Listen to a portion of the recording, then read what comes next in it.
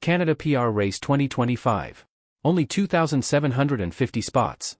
Workers call it the Hunger Games. Welcome back to Canada Chronicles.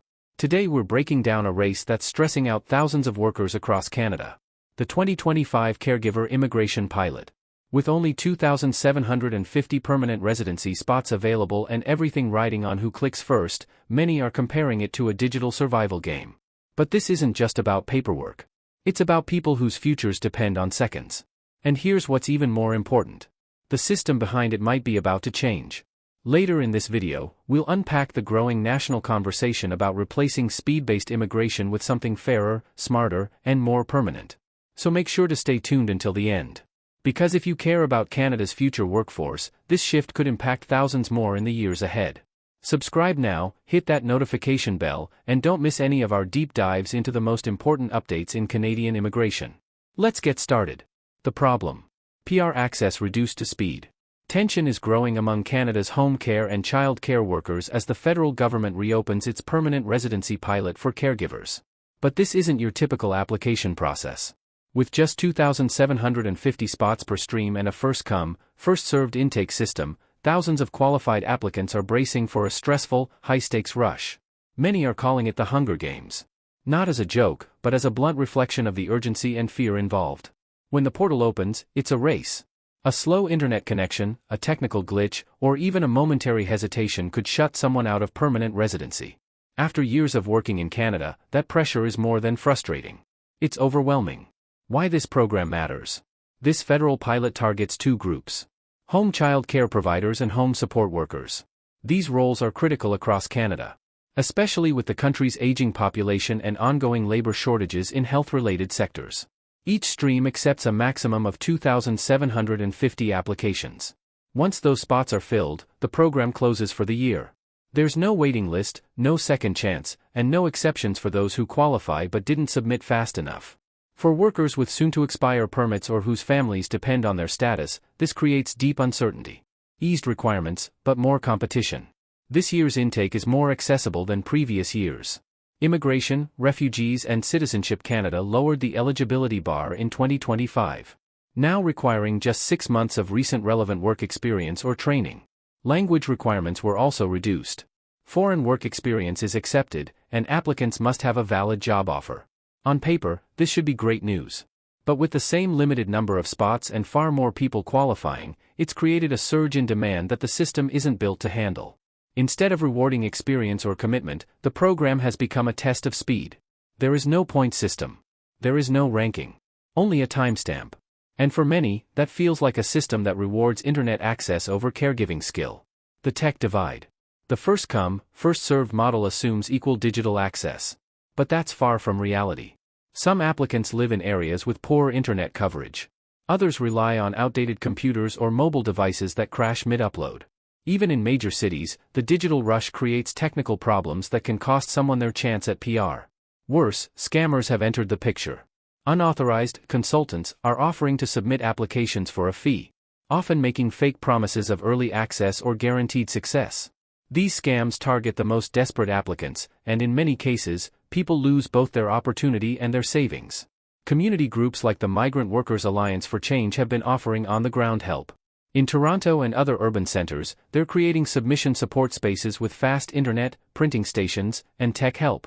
But not everyone has access to these services.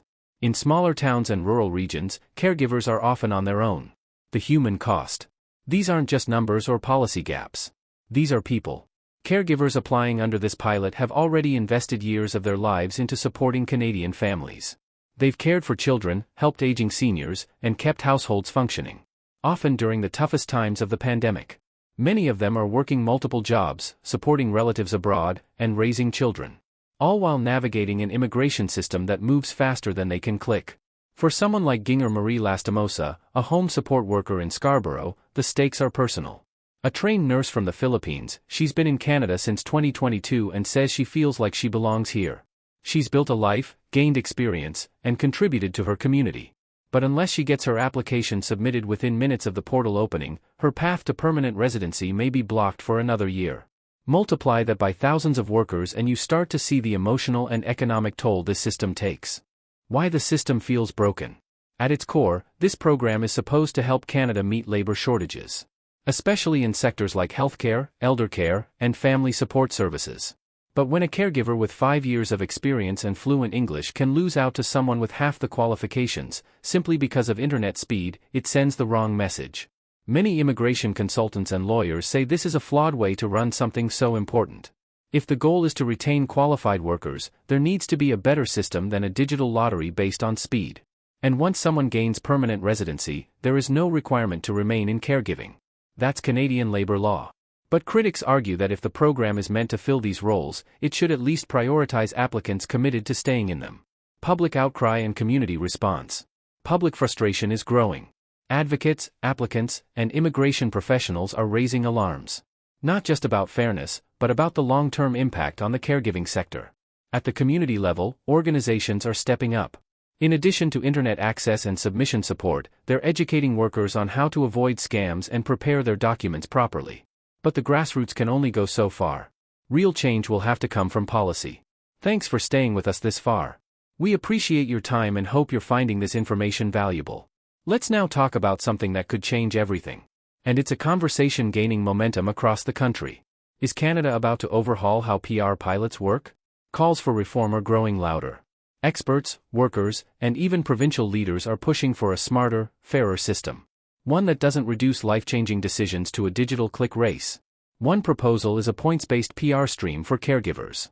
Like Express Entry, this model would rank applicants based on caregiving experience, training, language ability, and years of service. It would allow people to build their profiles over time and apply based on readiness, not reflexes. Another idea is regional nomination streams.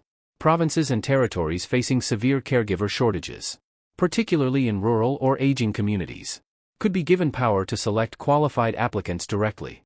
This would ease pressure on large cities and support more balanced immigration. There's also growing support for turning this pilot into a permanent stream. Rather than reopening intake windows annually and creating panic each year, a stable, rolling intake would reduce pressure and give caregivers a predictable path to residency. These ideas don't just benefit workers. They help Canada meet its labor needs faster, more fairly, and more sustainably. The road to reform. Canada has experimented with many caregiver programs in the past. The old live-in caregiver program, for example, tied workers to one employer, leading to criticism of abuse and lack of mobility. The current pilot removed those restrictions. Caregivers can now switch employers and have open work permits. But without permanent residency, many still feel insecure, unable to sponsor family members, plan long-term, or fully participate in the economy. With so many sectors, healthcare, home care, elder support, relying on these workers, immigration policy needs to catch up with economic and demographic reality. What's next? We don't know yet whether IRCC will overhaul the system. But conversations are happening. Community petitions are circulating. Advocacy groups are publishing reports. And members of parliament are being asked to take a stand. Thousands of caregivers across Canada are preparing their documents, checking their internet speed, and setting alarms to submit applications the second the portal opens. They've already done the hard work. Now, they're just hoping their internet holds up. So here's where things stand. Canada is in the middle of a PR race. Not a race for the most skilled or most experienced, but a race for the fastest. Thousands of caregivers, people who've supported this country's most vulnerable, are forced to compete in a system that prioritizes submission time over substance. And while many are grateful for the opportunity, the system needs more than a refresh. It needs bold reform. A real pathway. One that's fair, transparent, and aligned with the value these workers bring to Canada every single day. If you found this video helpful, take a second to like it. It helps us reach others going through the same process. Share this with someone who needs to hear it. And make sure to subscribe to Canada Chronicles and turn on notifications so you don't miss our updates as this story develops. Thanks for watching. Stay strong, stay informed. And we'll see you in the next video.